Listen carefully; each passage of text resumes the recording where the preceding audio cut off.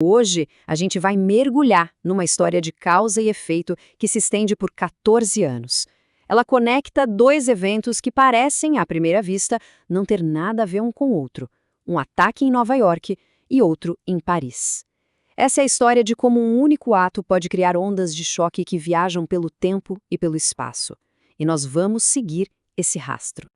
Então, a grande pergunta que guia a nossa conversa é esta: como é que os acontecimentos de uma única manhã, lá em 2001, acabaram por criar o cenário para a violência que abalou Paris em 2015? Para a gente achar a resposta, a gente precisa voltar para o ponto de partida. Ok, vamos lá. A nossa história começa no dia 11 de setembro de 2001, um dia que literalmente redesenhou a geopolítica mundial e a nossa própria noção de segurança. A coordenação foi assustadora. Pensa só, em menos de 2 horas, 4 aviões comerciais viraram armas. Os alvos? Extremamente simbólicos. O World Trade Center, o coração financeiro americano, e o Pentágono, o centro do seu poder militar. O quarto avião só não atingiu o alvo por causa da coragem dos passageiros. Mas o recado dos terroristas já tinha sido dado, e foi um recado bem claro. E aqui está o custo humano. Quase 3.000 vidas. É um número que, por mais alto que seja, nunca vai conseguir traduzir o tamanho da dor e da perda, mas serve como um lembrete pesado do impacto imediato daquele dia. Para a gente entender a motivação por trás de tudo isso, é essencial entender o que é terrorismo. Não é só violência pela violência, é uma violência estratégica. O objetivo é criar medo, gerar um espetáculo para os média e forçar uma reação do outro lado. É por isso que eles atacam símbolos, para maximizar o impacto psicológico. E quem estava por trás disso? A Al-Qaeda. Esse grupo, liderado por Osama Bin Laden, via os Estados Unidos como o grande inimigo. A ideologia deles era baseada numa leitura radical do Islão e o objetivo era muito claro: atacar os símbolos do poder americano para enfraquecer a influência dos Estados Unidos no Médio Oriente. A resposta, como era de se esperar, veio. E veio com tudo.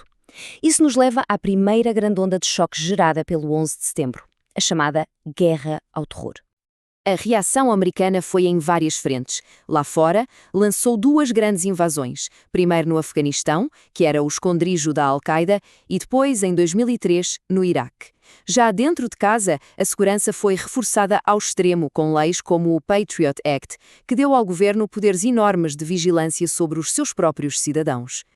E o custo financeiro disso tudo é um número difícil até de imaginar.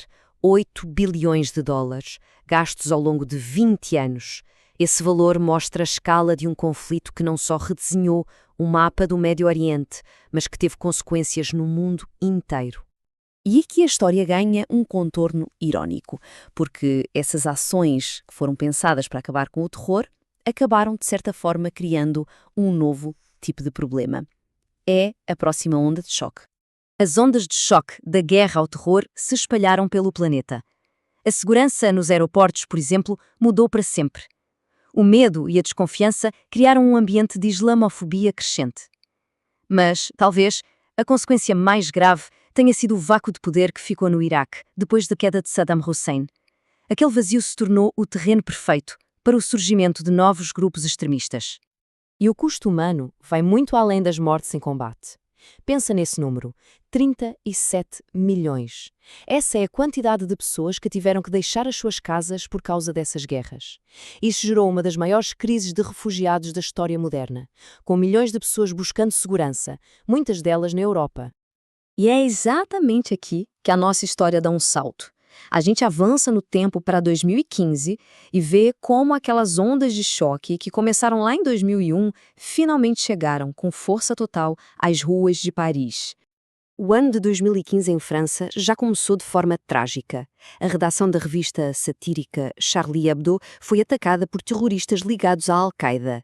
A revista era famosa pelo seu humor ácido, provocador, antirreligioso e já tinha recebido ameaças por publicar caricaturas de Maomé, o que é visto como uma grande ofensa por muitos muçulmanos. E claro, esse ataque jogou lenha na fogueira de um debate mundial gigantesco. De um lado, a defesa da liberdade de expressão sem limites, resumida na ideia de que o direito de satirizar e até de ofender é vital numa sociedade livre. Do outro lado, a pergunta: onde é que a gente traça a linha? Críticos argumentavam que essa liberdade não pode ser um passe livre para ridicularizar e humilhar comunidades inteiras. Mas o pesadelo em Paris estava longe de acabar. Em novembro daquele mesmo ano, a cidade foi atacada de novo, mas dessa vez por um grupo diferente, o ISIS, o Estado Islâmico. A tática também era outra. Em vez de um alvo único, foram ataques coordenados, simultâneos, contra lugares comuns, um estádio, bares, restaurantes, tudo pensado para causar o máximo de caos e pânico, culminando num massacre terrível na casa de espetáculos Bataclan. E aqui a gente precisa parar e entender uma evolução muito importante na tática do terror. A Al-Qaeda do 11 de setembro mirava em símbolos do poder. Já o ISIS, que nasceu do caos da guerra do Iraque, mudou o foco para pessoas comuns.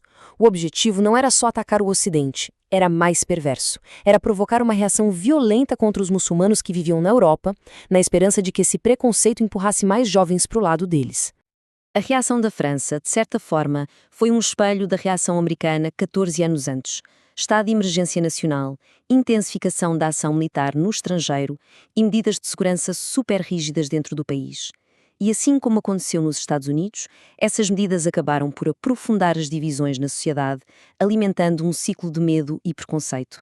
Então, depois de percorrer todo esse caminho, desde as torres de Nova Iorque até aos cafés de Paris, o que ficam são perguntas.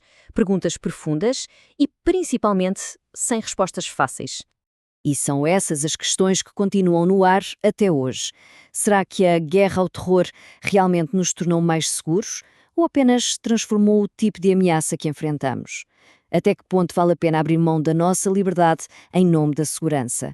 E, talvez a pergunta mais difícil de todas, como é que a gente luta contra o extremismo sem alimentar a xenofobia e o ciclo de ódio que os próprios terroristas querem criar? Essas, sabe, são as ondas de choque do 11 de setembro. E a gente continua a senti-las até hoje.